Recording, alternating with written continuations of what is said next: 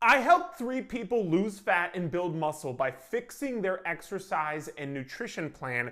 And in this video, I'm going to show you what they were currently doing, where they were going wrong, and most importantly, how they fixed it. We're first going to start with Ariel, who is a female. She's 41 years old, and she currently weighs 296 pounds, looking to get to 210 pounds. She currently gets 8,000 plus steps a day, which is incredible. Shout out to you, Ariel. She sometimes tracks her calories, and when she does, it's around 2,100 per day with 110 grams of protein, which again, that's a very good protein number. She said pretty much every day she eats yogurt with fruit, a tuna sandwich, and then protein and veggies at dinner. And Ariel's biggest struggle is knowing what to eat. I have 3 fixes that can help Ariel with her situation to get her to see the progress she wants to see.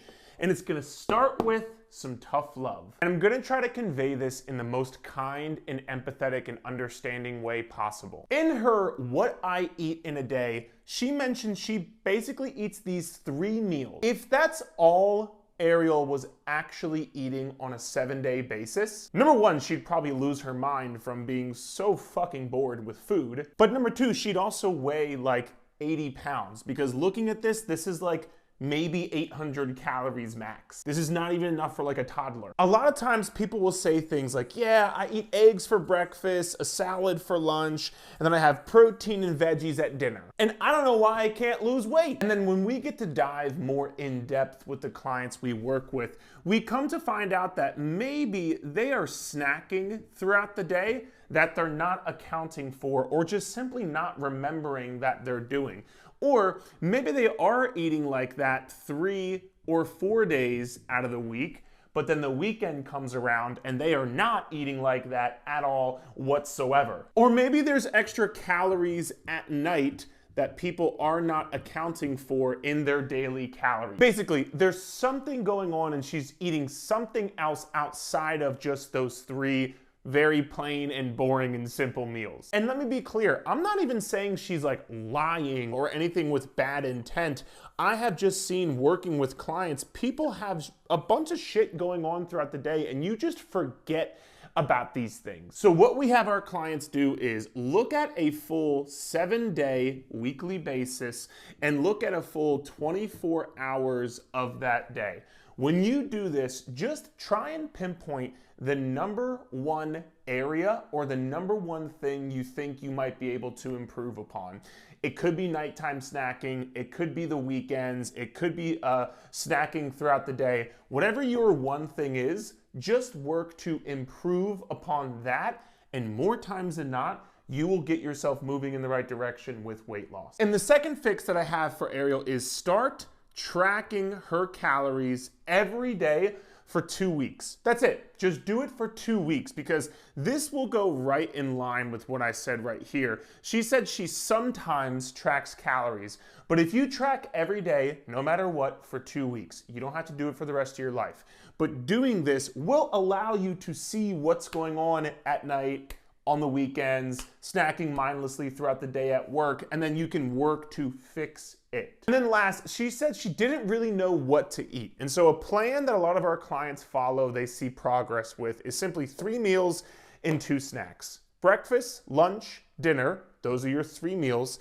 2 snacks. This usually ends up being a snack between breakfast and lunch, and then a snack between lunch and dinner, or a snack between lunch and dinner, and then a snack after dinner, or a dessert, or a sweet treat, or something like that. This is a great framework and structure to follow in order to hit the daily calories. And which, by the way, if you don't know what your daily calories should be, I have a free calorie calculator in the description of this video you can check out as well. But if Ariel or you does these 3 things, she's gonna immediately start seeing progress. Now, let's move on to our second friend, Jonathan. He's a male, he's currently 22 years old, and he's weighing 210 pounds, looking to get to 175. He currently gets 2,000 to 4,000 steps per day, and he consistently tracks his calories, getting around 1,500 per day with 90 grams of protein on days he doesn't work out, 150 grams on days he does work out. And Jonathan's biggest struggles are cooking consistently and meal prep. And for context, Jonathan said he's already lost 13 pounds by just watching my YouTube videos. So Jonathan, shout out to you. And when I think about cooking and meal prep, I try to make it as easy and simple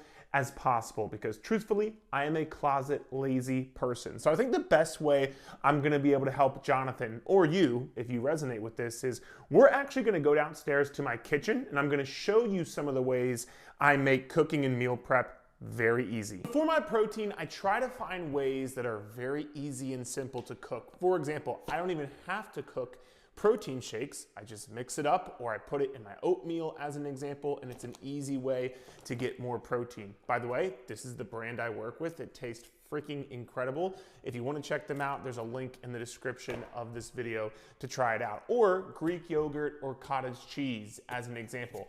Don't have to cook this. You scoop it in the bowl, or if you live by yourself, you can just scoop it right out of the container and you can just eat it. No cooking required. Or sometimes I will buy pre-made hard-boiled eggs that come in like the little baggie. That way, again, don't even have to spend time cooking it, can just grab and go. Or other things I've used are like beef jerky, tuna packets, meat sticks, those sort of things where you don't even have to cook the protein. But if you do have to cook the protein, I try to find easy ways to do that as well. As an example, using my air fryer, I would be dead without my air fryer because last night I cooked all of this chicken and then some because I ate some of it last night.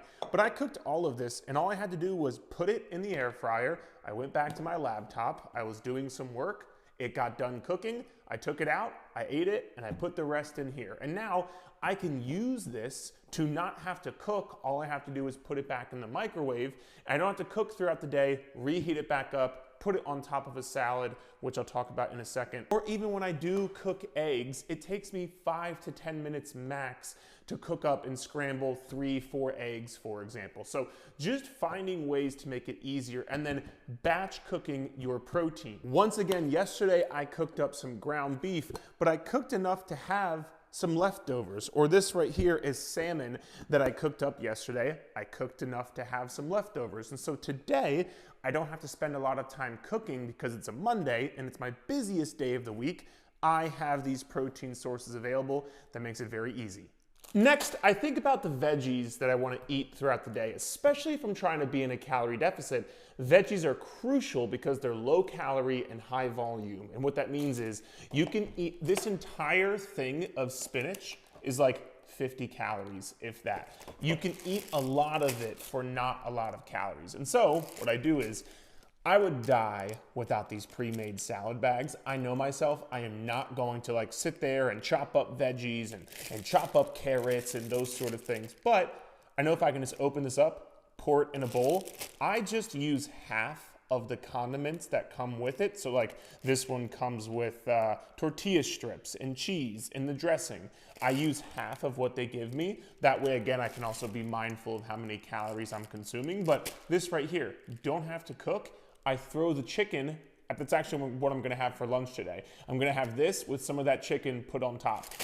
No cooking time, put it in the microwave, takes me 5-10 minutes to eat. Or when I am having those eggs in the morning that I talked about, I just throw in some spinach and some peppers into the egg. I make a little omelet with it. And I know for me, that's the easiest way for me to make sure I can get in my veggies that I'm supposed to be eating throughout the day. So you just have to find little hacks that make it a lot easier for you as well. And then for my carbohydrates, it's also very similar. I try to find easy foods I don't even have to cook. As an example, I love fries, probably more than anything. Maybe ice cream is a close second. I love fries though. I'm not gonna sit here and like cut up a potato and like do all these things. I'm gonna buy these frozen fries. I put these in the air fryer that I showed you earlier, and it's an easy way for me to have good quality carbohydrates. Or these sweet potatoes, I pop these right in the microwave for 4 to 5 minutes, and I'm done. That's a great way for me to get quality carbohydrates so I can fuel my workouts, have energy, and eat foods that I actually enjoy. Or this frozen white rice, as an example. It's already pre-cooked. I just put it in the microwave and it's done. This oatmeal, a minute in the microwave and it's done. So once again, these are just staple foods where I have to make my diet easy. I have to make my meal prep easy.